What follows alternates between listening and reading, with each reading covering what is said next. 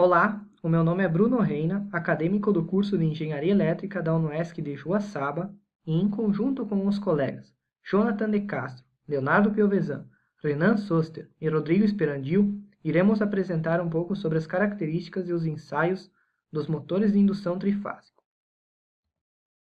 Começando com as características do motor. A curva de conjugado versus velocidade de um motor de indução trifásico é uma de suas principais características. A partir dela, podemos tirar diversas informações, como, por exemplo, conjugado de partida, conjugado máximo, o conjugado nominal, a velocidade nominal e a velocidade síncrona. Ela pode ser alterada a partir de alguns fatores. Bom, os parâmetros internos do circuito equivalente do motor são um dos fatores que influenciam nesta curva. Vejamos o gráfico a seguir com duas curvas de conjugado versus velocidade. Na curva azul contínua, o parâmetro R2 permanece constante.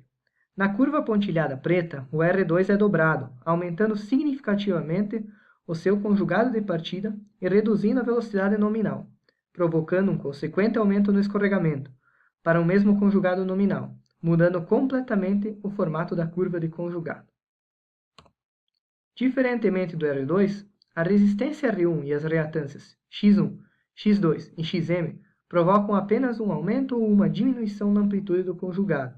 Como é possível perceber pela equação, esses parâmetros são inversamente proporcionais ao conjugado induzido, ou seja, um aumento em um deles provoca uma diminuição na amplitude da curva de conjugado. A tensão nominal de operação no motor também provoca uma alteração na amplitude da curva de conjugado versus velocidade. Analisando o gráfico com as duas curvas, sendo a curva azul com a tensão dobrada em relação à curva em vermelho, é possível perceber que o conjugado de partida é 4 vezes maior na curva em azul, comprovando a equação anterior, que mostra que o conjugado variava de acordo com o quadrado da tensão.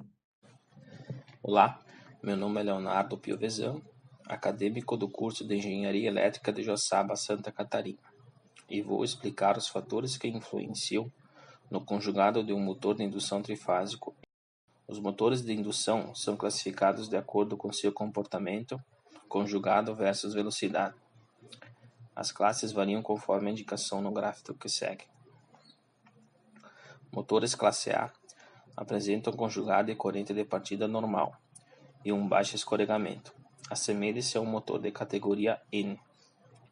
Esse motor é muito utilizado em cargas como ventiladores, bombas e misturadores centrífugos e tornos. Os motores classe B possuem também um conjugado de partida normal e um baixo escorregamento, mas em diferenciação ao motor classe A, apresenta uma corrente de partida 25% menor. Assemelha-se também a um motor categoria E. É um motor muito utilizado também nas aplicações do motor de classe A, pois é o mais preferido porque apresenta menor corrente de partida. Os motores classe C apresentam um conjugado de partida elevado, corrente e escorregamento reduzido, rotor duplo ou gaiola de esquilo. Assemelha-se a um motor da categoria H.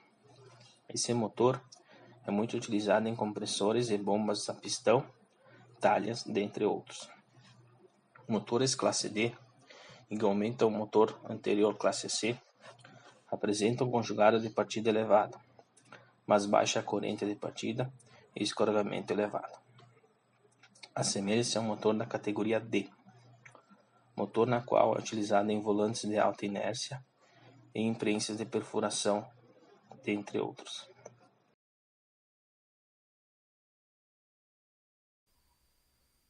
Olá, meu nome é Jonathan, eu vou falar um pouco para vocês sobre os principais fatores que influenciam na escolha do motor de indução trifásico. Então, o primeiro fator seria a alimentação, tensão de operação, frequência e tipo de partida. Então, aqui deve ser analisado a alimentação que você tem na sua fábrica, na sua indústria. Também deve ser dimensionado os condutores, que vão levar a energia até o motor. Também deve ser analisado a carga, tipo de carga, inércia, conjugado, potência, velocidade de rotação. Então, aqui deve ser analisado o tipo de carga que você tem, se é uma carga que precisa de uma alta velocidade de rotação, se é uma carga que precisa de um alto torque, se ela tem uma inércia na hora da partida muito grande. Também deve ser analisado o acoplamento, o tipo de acoplamento, fator de redução e rendimento, tudo isso relacionado à carga. E o ambiente é onde será instalado o motor. Tem que ver se ele vai trabalhar numa temperatura muito alta, se ele vai trabalhar submerso, se vai ter incidência de corpos estranhos, a atmosfera, a altitude e outras características do ambiente. Então aqui eu tenho uma placa do motor, onde eu vou explicar onde é que estão esses fatores, basicamente na placa. Então a alimentação é aqui o item 3. Podemos observar que esse motor em questão, que tem essa placa aqui, ele pode ser ligado em 220, em 380 ou 440, de acordo com o esquema de ligação aqui no item 22, certo? Então o tipo de carga, podemos observar aqui no item 12, que esse motor funciona, a velocidade de rotação nominal dele é 1780 RPM. De acordo com essa tabela, nós podemos observar que 1800 RPM de rotação síncrona é um motor de 4 polos. Então, podemos deduzir que esse motor aqui é um motor de 4 polos. Os motores mais vendidos são os de 2 e 4 polos. Ele não chega na velocidade síncrona por fato de ser um motor assíncrono, né? Então, aqui no item 7 nós temos o grau de proteção. Podemos observar que esse motor é um IP55. O que significaria esse IP55? O primeiro algarismo indica o 5, né? Indica a proteção contra o acúmulo de poeiras prejudiciais ao motor. E o segundo significa que ele também protege contra jatos de água vindo de todas as direções. Então podemos deduzir que esse motor ele tem um alto grau de proteção contra corpos estranhos. Significa que a carcaça dele ela é razoavelmente reforçada. Deve ser analisado na hora da aquisição do motor se é necessário um motor com alto índice de proteção ou não. Isso vai interferir bastante também no custo do motor, certo?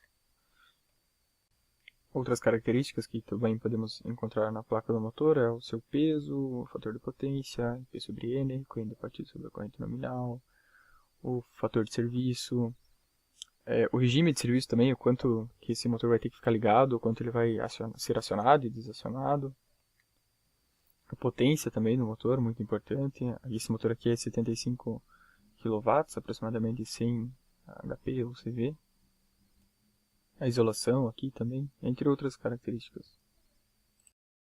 Meu nome é Leonardo Piovesan e vou explicar o ensaio ACC, utilizando a ponte de Wheatstone.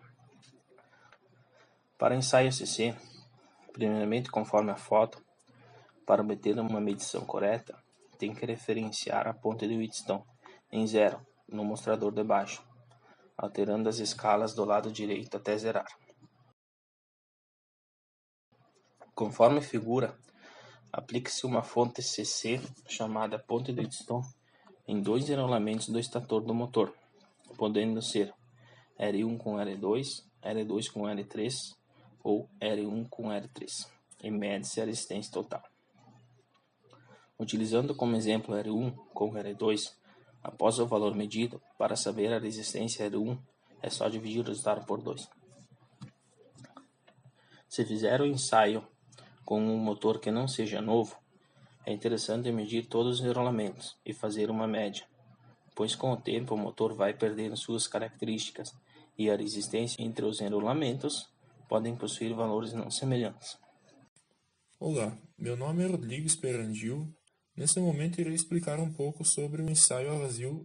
Então, como vemos na primeira foto, trata-se de um motor de indução trifásico de 1/3 de CV, com suas características de potência nominal de 0,25 kW, corrente nominal de 0,97 A, velocidade nominal de 860 RPM, que seria no caso de 8 polos, né? Esse motor ele já é usado, né? Ele não é novo. Então, claro que quando a gente for fazer o ensaio, terá perdas devido ao uso em si, né? Mas o ensaio a vazio ele tem a característica de o escorregamento ser próximo a zero, por o motor estar sem carga no eixo, né? Mas o que seria esse escorregamento em si? Seria a diferença entre a velocidade do campo girante, né, que está intrínseco dentro do motor, com a velocidade medida no eixo do motor. Isso é o escorregamento, que é uma porcentagem de perdas, né? E assim, no caso, o ensaio, ele tem uma finalidade de determinar essas perdas rotacionais, que incluem perdas por atrito, por ventilação e perdas no cobre do estator, que foi pelo uso em si, né? E isso tudo é relacionado à potência de entrada. Então, como vemos na primeira foto, foi aplicada essa tensão nominal, né? Via multimedidor aqui está 219, 217, 220, né? Referente à fase RST, foi tensão de fase, né? A tensão de linha em si é 380 volts, né? Que é motor de indução trifásico. Nessa segunda foto, vemos as correntes, né? 0,75, 0,73 e 0,74 amperes, sempre referente à fase RST. Assim, tem um pouco de diferença, no caso, nas medições, devido à qualidade de energia também que está intrínseca na rede. Fator de potência, as harmônicas que envolvem bastante no ensaio em si. Se tu for ver a rotação, a velocidade nominal do motor de 8 polos seria 900 RPM. Mas devido a essas perdas rotacionais, em si, o escorregamento que é próximo a zero, foi medido via tacômetro 860 RPM. Claro, esse motor ele não é novo, né? Então pode ser que pelo uso, né, foi perdido bastante questão de isolamento das espiras do cobre, ou o próprio aquecimento que muda bastante a resistência em si do material, né? Olá, meu nome é Renan Soster e eu vou falar para você sobre o ensaio do rotor bloqueado. Para o ensaio, é necessário aplicar corrente nominal ao motor, iniciando-se em zero até atingir a nominal nos enrolamentos. Mede-se então tensão, corrente e a potência. Nesse caso, como a velocidade é nula, o escorregamento será máximo. S será igual a 1. Nesse caso, R1, R2, a impedância X1 e a impedância X2, elas terão valores muito baixos, e a corrente acabará preferindo passar por eles. Para esse tipo de ensaio, então, não haverá corrente de magnetização. Então, será possível, através de cálculos, encontrar a resistência R2, a impedância do primário é JX1 e a impedância do secundário JX2. O motor, como o Rodrigo explicou anteriormente, é da Eberle, 1/3 de CV, e é usado. Para o ensaio foi aplicado corrente nominal ao motor. Essa corrente ela pode ser observada na placa do fabricante. O tipo de ligação utilizado foi estrela e a frequência de operação é 60 Hz e sua corrente nominal então será de 0,97 A. Então, para o ensaio foi bloqueado o rotor e através de um varivolt foi regulada a tensão até atingir a corrente nominal. 0,97 para R, 0,98 para S e 0,96 para T. Então, após ser fixada a corrente nominal, pode-se observar a tensão de cada fase: 68,8 para R, 66 para S e 65,2 para T.